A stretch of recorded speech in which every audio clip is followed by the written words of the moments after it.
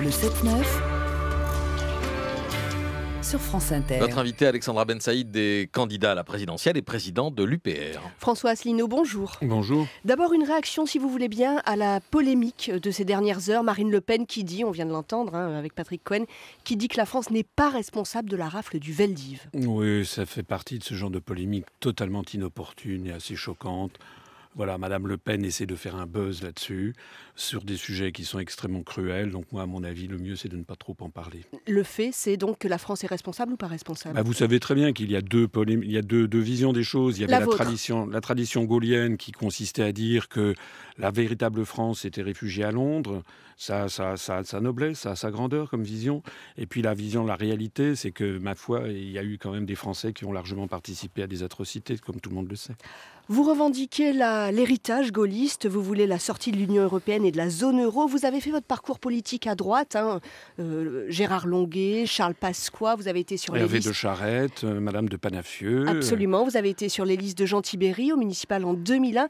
Qu'est-ce qui vous distingue, pour qu'on sache bien où vous êtes, de Marine Le Pen ou de Nicolas Dupont-Aignan ? D'abord, il y a en France une institution qui s'appelle le ministère de l'Intérieur et qui est la seule habilitée à donner une catégorie politique. Et ils nous ont classés en liste divers, c'est-à-dire ni à droite ni à gauche. Et effectivement, j'ai été dans la droite parlementaire il y a une quinzaine d'années.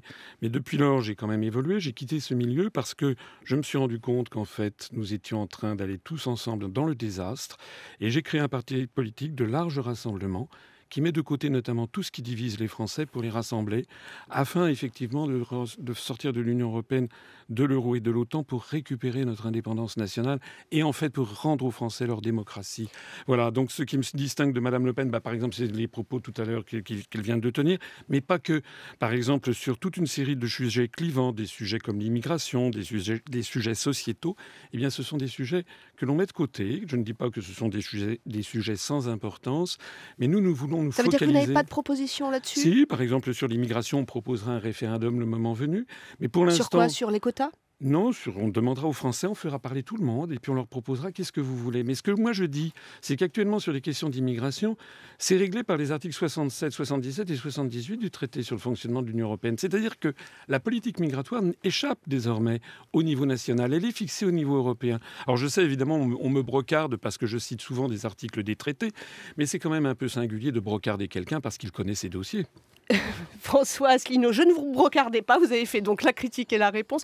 Vous dites que vous n'êtes ni de droite ni de gauche, mais vos militants, vous revendiquez, vos adhérents même, vous en revendiquez plus de 23 000, c'est ce qui est marqué sur votre site internet.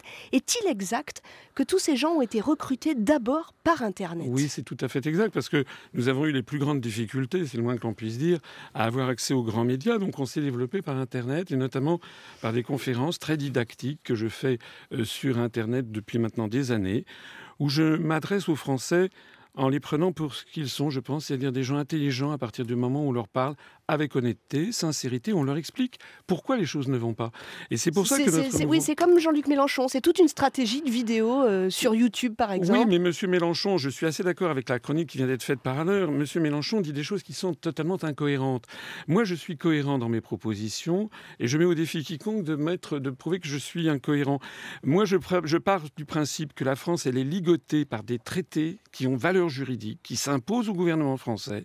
Et donc, je veux rassembler les Français pour faire sortir la France de ça. Ça n'a strictement rien d'extrémiste. Est-ce que Madame Theresa May est extrémiste ? Est-ce que le grand peuple britannique... Je pense qu'il y a une partie du grand peuple britannique qui n'a pas voté pour le Brexit. Néanmoins, oui, parlons de vos propositions, si vous voulez bien.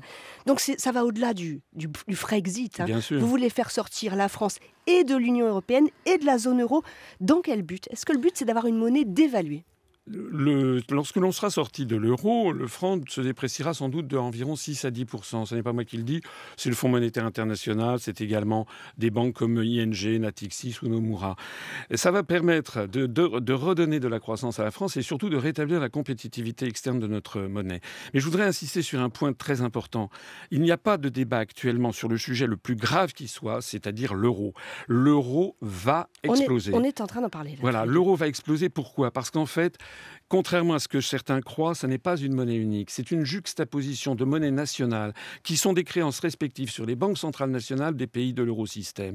Or, tous les pays du Sud, actuellement, ont des déficits commerciaux géants vis-à-vis de l'Allemagne parce que l'euro est une espèce de cote mal taillée entre la compétitivité de l'économie allemande et la compétitivité très inférieure des pays du Sud. François Asselineau, on en parle très très régulièrement, y compris sur cette antenne, sur l'euro, monnaie unique, vous n'aimez pas cet adjectif, et la divergence des économies. On peut rester quand même sur la conséquence de la sortie de l'euro. Vous dites que ça va rétablir la compétitivité de nos produits. Oui. Mais les Allemands, ils ont l'euro, ils vendent beaucoup mieux leurs produits que nous, puisqu'ils ont un excédent commercial incroyable. Oui, parce que la zone euro, l'euro est elle-même en excédent. Oui, parce que l'euro, grâce à l'Allemagne uniquement, c'est peut-être un problème de qualité. Non, mais parce que l'euro est trop faible par rapport à la compétitivité de l'économie allemande. Ça donne donc un avantage compétitif colossal aux Allemands.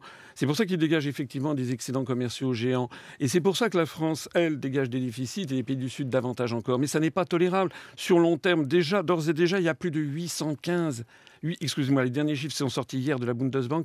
829 milliards d'euros qui sont venus se réfugier en Allemagne. Et c'est une courbe qui est divergente et sans cesse croissante. L'euro va finir par exploser. Et moi, j'attire l'attention... Mais qu'est-ce qu'on fait ? Qu'est-ce qui se passe si on sort de l'euro ? Vous savez bien que si on sort de l'euro, la monnaie, le nouveau franc est dévalué. Mais dévalué. Il se dépréciera de 6 à 10%, mais il ne faut quand même pas affoler les Français. Il y a de l'inflation ? Non, il faut Il y a pas... de l'inflation qui revient, François Asselineau. Il faut l'espérer qu'il y aura 2, 3 ou 4% d'inflation. Pour l'épargnant, ça n'est pas anodin. Non, attendez, écoutez, on parle de toutes de choses, ça part dans tous les sens. Et ce qu'il faut bien comprendre, c'est que, par exemple, l'euro, au cours des 3 dernières années, s'est déprécié de 25% par rapport au dollar. On n'en a pas fait toute une histoire. Donc, si le franc nouveau se déprécie de 6 à 10%, ça va permettre de relancer l'économie française et de faire baisser le nombre de chômeurs de 1 à 2 millions, des chômeurs de catégorie A. C'est pas moi qui le dis. On va aller d'évaluation en dévaluation. Comment ? C'est une étude de Jacques Sapir. C'est une étude de Jacques Sapir qui avait été publiée par la Fondation Respublica. Il y en a d'autres qui disent le contraire. Mais moi, je peux vous donner toute une liste de prix Nobel d'économie, comme par exemple James Mirrlees, comme par exemple Amartya Sen, comme par exemple Joseph Stiglitz, comme par exemple Paul Krugman, comme le défunt Maurice Allais, etc. Oui, et on peut trouver d'autres économistes, François Asselineau, qui diront le contraire. Oui, mais là, je parle de prix Nobel d'économie et qui conseillent aux Français et au peuple d'Europe de sortir au plus vite de l'euro. François Asselineau, merci d'avoir été sur France Inter. Merci. Merci, mais vous restez avec nous car 2 de vos électeurs sont dans ce studio. Il est 8h moins 3.